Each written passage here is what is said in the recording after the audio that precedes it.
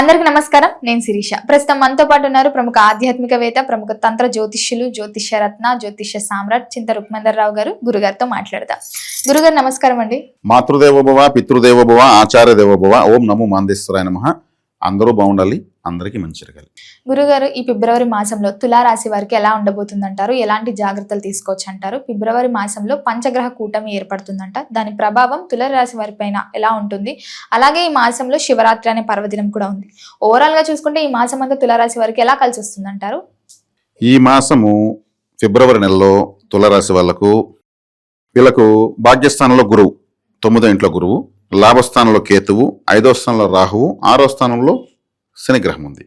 అదేవిధంగా 4వ స్థానంలో రవి, కుజ, బుధ, శుక్రులు, 10వ స్థానంలో చంద్రుడు ఉండి పంచగ్రహ కూటమి ఒక 2 రోజులు ఏర్పడుతుంది. ఇది రాశ్యాధిపతి అయిన శుక్రుడు, భాగ్యాధిపతి అయినటువంటి బుధుడు 4వ స్థానంలో కలుస్తున్నారు. అక్కడే ద్వితీయాధిపతి, సప్తమాధిపతి కుజుడు కలుస్తున్నాడు. అక్కడే లాభాధిపతి ఆయన రవి కలుస్తున్నాడు. ఇది మంచి కలయికని చెప్పచ్చు ఈ రాశి వాళ్ళకు. ఎందుకంటే చతుర్థ కేంద్రంలో కలవడం వల్ల విద్య, వాహన, భూ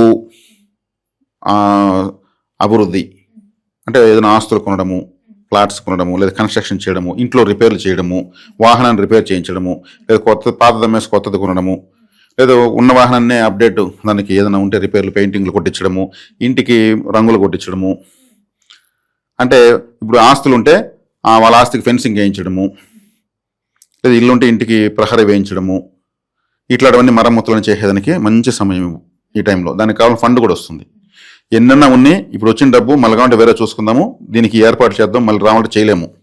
ఇప్పుడు వాళ్ళ ఆస్తికి ఫెన్సింగ్ ఒక 5 లక్షలు 10 లక్షలు అవుతుంది. కానీ ఫెన్సింగ్ వేసి పెట్టుకోవడం వల్ల పక్క వాళ్ళు కబ్జా చేయరు.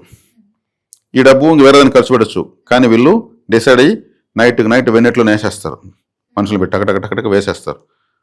అంటే ఈ 4వ స్థానంలో ఇన్ని గ్రహాలు కలవడం వల్ల ఒక ప్రణాళిక అనేది వీళ్ళు చేసుకోగలుగుతారు. సెక్యూరిటీ బౌండరీస్ అన్నీ క్లియర్ అవుతాయి, వాస్తు లోపాలు సరి చేసుకుంటారు. అదేవిధంగా ఆస్తులు కొనేదానికి బలం ఉంది, వాహనాలు కొనేదానికి బలం ఉంది, విద్య ద్వారా అభివృద్ధి వచ్చేదానికి, అంటే ఉద్యోగం వచ్చేదానికి, ప్రమోషన్ వచ్చేదానికి ఇటువంటి కూడా బలం ఉంది.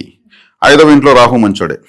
ఈ రాశికి రాహు మంచోడు. ఎందుకంటే తులారాశిలో స్వాతి నక్షత్రం ఉంది. ఈ స్వాతి నక్షత్రానికి 4 పాదాలు ఉన్నాయి. ఈ 4 పాదాలు బలంగా తులారాశిలో బలంగా ఉన్నటువంటి గ్రహం రాహువే. ఈ రాహుగ్రహం పూర్ణ బలం కలిగినటువంటి గ్రహం 5వ ఇంట్లో కోణ స్థానంలో ఉండడం, లక్ష్మీ స్థానంలో ఉండడం చాలా మంచిది. కులదేవత ఆరాధన చేస్తే ఇంకా మంచిది. ఎందుకంటే రాహు 5వ ఇంట్లో ఉంటే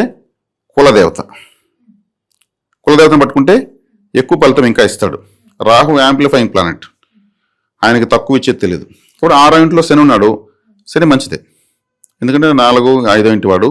ఈ రాశిలో ఉచ్చస్థితి పొందే గ్రహము 6వ ఇంట్లో ఉండడం మంచిది. గురువు కూడా గోచారిత్య 9లో ఉన్నాడు.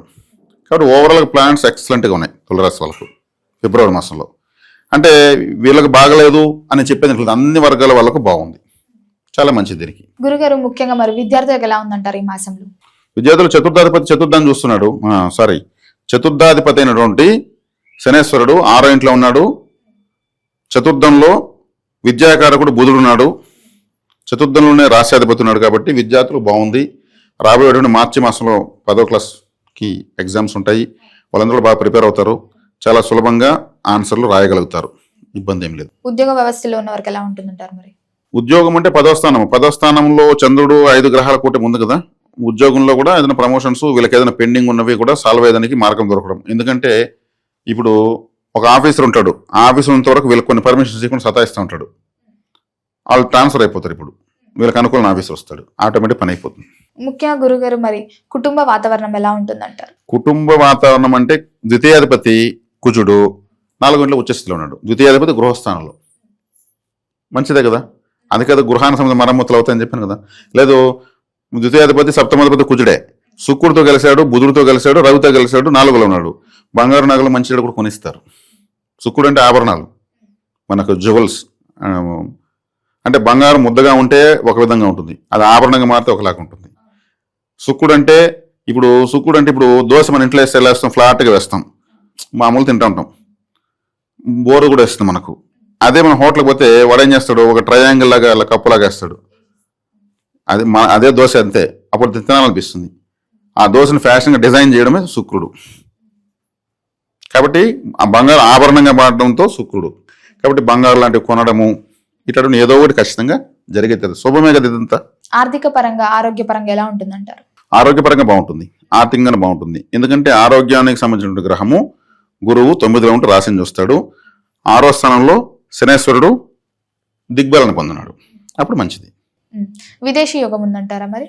విదేశీ యోగము వీళ్ళకు వ్యయాధిపతి విదేశీ యోగం ఉంది. వ్యయాధిపతి చంద్రుడు రాహు. చంద్రుడు పంచగ్రహ కూటమిలో పార్టిసిపేట్ అవుతున్నాడు.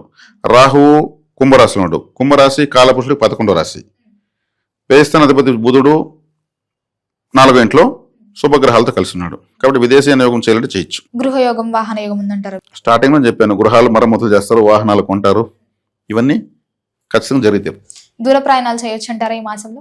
చేయొచ్చు. విదేశీ ప్రయాణం అంటే ఇంకా దూర ప్రయాణమే కదా. అంటే తీర్థయాత్రలకు వెళ్తూ ఉంటారు కదా. తీర్థయాత్రలు వెళ్ళొచ్చు. అంటే ఇక్కడ ఏంటంటే సమ్మర్ వస్తుంది. సమ్మర్లోనే ఎక్కువగా తీర్థయాత్రలు టూరిస్టులు వేస్తూ ఉంటారు. డొమెస్టిక్ ఇంటర్నేషనల్ వేస్తూ ఉంటారు. వెళ్ళొచ్చు. దానికి వీళ్ళు ఫండ్ ఏదైనా కొంతమంది చీటీలు వేస్తారు. సమ్మర్ వచ్చినప్పుడంతా టూర్లు వెళ్తూ ఉంటారు. అదే ఈ టూర్ వెళ్ళేటువంటి స్థితి గ్రహస్థితి లేని వాళ్ళు అనుకోండి, గోచరంలో వాళ్ళు ఏం చేస్తారు, టూర్ వెళ్ళడానికి వాళ్ళకి ఏదో ఒళ్ళు బాగాలేకపోవడము ఇంకేదో పని పడడంతో వాళ్ళ బదులు వేరే వాళ్ళని ఎక్కించి ఆ డబ్బు తీసుకునేస్తారు. టూర్కి చీటీ వేసినంత మాత్రం వెళ్తారని గ్యారెంటీ లేదు. గ్రహాలు కూడా అనుకూలించాలి. వీళ్ళ ఆరోగ్యం కూడా బాగుండాలి. గురుగారు, ముఖ్యంగా మరి రాజకీయ రంగంలో ఉన్న వారికి ఎలా ఉంటుందంటారు ఈ మాసంలో? రాజకీయ రంగంలో ఉన్న వాళ్ళు అన్నప్పుడు రాజకీయాలు అంటే రాహువు 5వ ఇంట్లో ఉన్నాడు. కులదేవతారాధన చేస్తే రాజకీయంలో ఉన్నటువంటి అప్ అండ్ డౌన్స్ కవర్ అయిపోతాయి. గురుగారు, ముఖ్యంగా ఎవరైతే ప్రేమికులు ఉన్నారో ఈ మాసంలో పెళ్లి చేసుకోవాలని అనుకుంటుంటారు కదా, మరి వాళ్ళకి కలిసి వస్తుందంటారా ఈ మాసం? కలిసి వస్తుందంటే వీళ్ళు ఆల్రెడీ ప్రేమలో ఉన్న వాళ్ళు, ప్రేమించుకున్న ప్రేమికులు 5వ స్థానమే ప్రేమ అంటే అక్కడ రాహు ఉన్నాడు. రాహు 5వ స్థానం ఉన్నప్పుడు ఇటువంటివి ప్రేమ వ్యవహారాలకు ఎక్కువ అనుకూలత పెరిగిపోతుంది. ప్రేమించిన వాళ్ళు వ్యతిరేకించారు, ప్రేమ ఫెయిల్యూర్ అయింది అంటే కేతువు ఉంటాడు అక్కడ, లేదా శని ఉంటాడు. అంటే రిజెక్ట్ చేస్తే రిజెక్ట్ చేస్తారు. అదే రాహు ఉన్నాడు, శుక్రుడు ఉన్నాడు, చంద్రుడు ఉన్నాడు అన్నప్పుడు ఏమవుతుంది, వశీకార గ్రహాలు.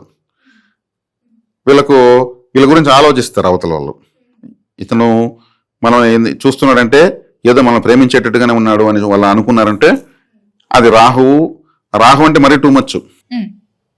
కచ్చ కట్టుకుని తిరుగుతారు. అమ్మాయిలు అబ్బాయిలు అనుకుంటే కావచ్చు, అబ్బాయిలు అమ్మాయిలు అనుకుంటే కావచ్చు. అంటే రాహు అంటే చంద్రుడు అంటే మనసు, అంటే ఒక కోరిక. శుక్రుడు అంటే ఆశ అనుకోవచ్చు. కానీ రాహు అంటే వ్యామోహం.